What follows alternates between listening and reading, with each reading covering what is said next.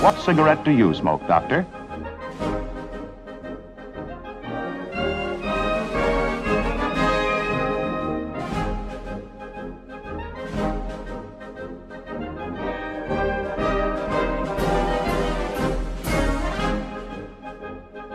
More doctors smoke than any other cigarette.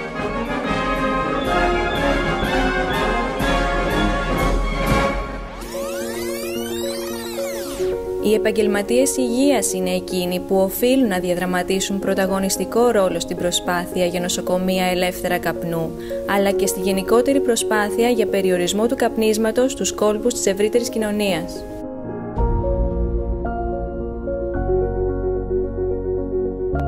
Απελευθερώσου από τα δεσμά της νοικοτήνης. Ζήσε ελεύθερος. Σβήσε το τσιγάρο. Πες ναι σε νοσοκομεία χωρίς καπνό. Σβήσε το τσιγάρο. Σεβάσου τους ασθενείς σου, τους γύρω σου, τον εαυτό σου. Σβήσε το τσιγάρο.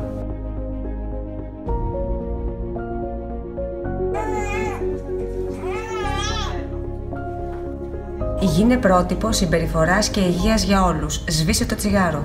Τα νοσοκομεία πρέπει να αποτελούν πρότυπα υγείας, προστασίας των ασθενών και του προσωπικού. Αυτό δεν έχει χώρο εδώ. Σβήσε το τσιγάρο.